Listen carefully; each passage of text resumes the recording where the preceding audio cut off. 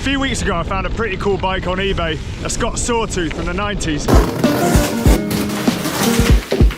It was in pretty good condition, but it had some parts on it that are a little bit old, a little bit worse for wear. So today, I've got some bits to upgrade it. First up, bike shop.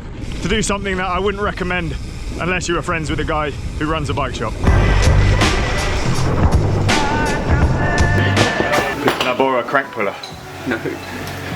No, I'm not a real customer. But only because we don't do them anymore, so it's like a redundant tool. I've got them in a drawer somewhere. Oh, so I can keep them? Plus, you're quite good at camera stuff. Do you reckon you can fix this for me? Ah, is that your new drone? Well, one of them. Yeah, it looks good. Just a bit of super glue, sandpaper, buff it out. Jimmy says, like, order the parts. I'm like, what parts? All the arms are broken. How many flights? Camera. 3, 4 maybe. 4. Yeah. Money well spent. If anybody wants to start a GoFundMe, you know, for flying lessons.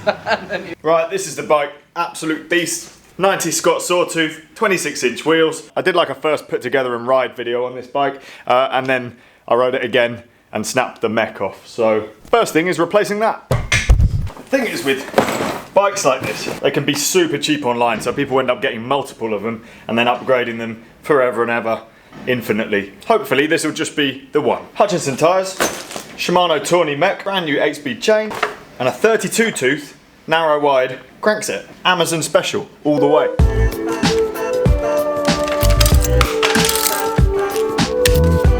This mech had seen better days before I rode it, and now I've ridden it, well, I think, rest in peace, my friend. I don't even know where the other jockey wheel is, in a field somewhere.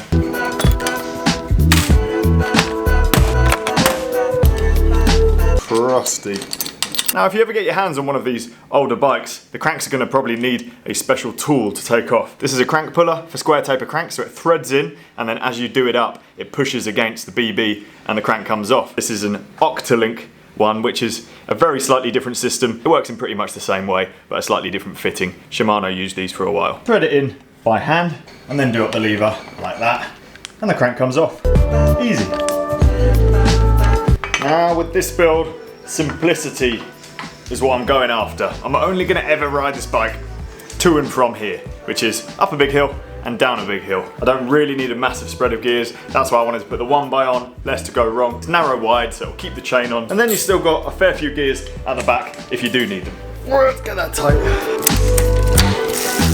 I'm going to be most disappointed if this next step doesn't work, which is putting on way better tyres. These are like, I don't even know what they are. It doesn't say anything. Basically, they're just cheap commuting tyres, and I want something a little bit more gnarly for the sweet gravel tracks that go pretty much from my front door all the way into town. If you want to go really fast, you need some knobbles, and these have got knobbles. Hutchinson Pythons. The only problem is they're 2.25 inch, and the clearance in this frame might be too small. Please fit. Tubeless ready. Don't think we can set them up tubeless with these wheels.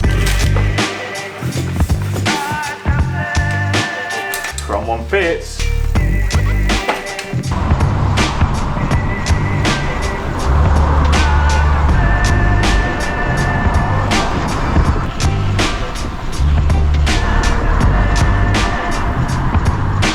I've spent a moderate amount of money upgrading this bike.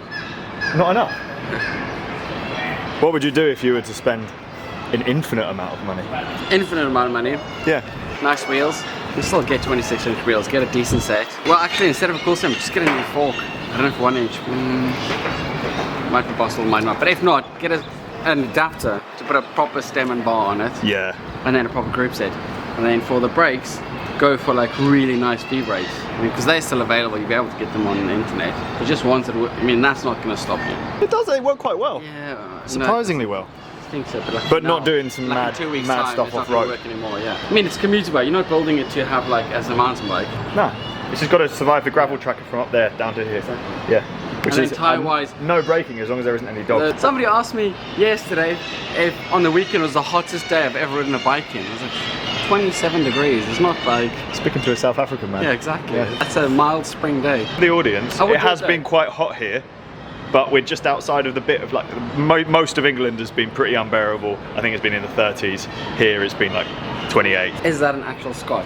Have you asked Scott yet? Or has somebody just written his own name on there? No, that is 100% a real Scot. I even saw this frame's brother at the Scott factory. No, we need for that. What? 1 second. No, it won't fit. Wow, it's not 27.2. Just file it out. Jimmy's. How much is that one? About 500 and something pounds.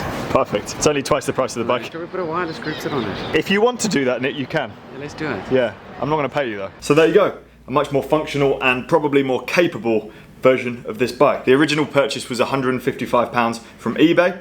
And then the parts I've added, 6, 7 and 8 speed chain was £8.99. Derailleur was just £19.98. Crankset was £31.19. And by far the most expensive bit was the tyres, which are about £35 online for the tubeless ready ones. I think you can get slightly cheaper versions of these. These are the ones that Hutchinson sent me to use, so thanks to them. And thanks for sending the inner tubes. Again, if you were going to buy your own inner tubes for the bike, probably be about £5 to £10 per tube. So all in all, a fantastic bike for the money. Much better than buying something new and evidently quite low quality in comparison. We've already explored bikes like that around the same price point online, and they were nowhere near as good as this. So I'm very happy with how this has turned out. You could go even further and start upgrading other parts as well. These are the wheels that they came with. They're a little bit out of true. Doesn't really fuss me that much, but if you wanted it to be absolutely perfect, you could just keep spending money. Shifting could be better, could go for something a bit newer, but all in all, a great bike for running around the city. What more do you need? Bike's riding pretty good, but stashed at the office because there's one small problem. The clearance on the front fork is just a little bit too much to be finished. If you took it out and rode it through some mud, your front wheel will be getting stuck. So for now, ordered some parts, ordered a slightly smaller tyre, but you get the basic idea. I'm glad to have finally finished that little project and hopefully shown that you can get a pretty good deal if you look online, secondhand. There's some great bikes to be had. Now, I'm not exactly sure what's going on with me. Have I seemed sleepy in this video at all? Because I had an antihistamine this morning. I think it's made me really drowsy. Or maybe it's like the 27-degree weather. I really could fall asleep if I shut my eyes right now. Stop it.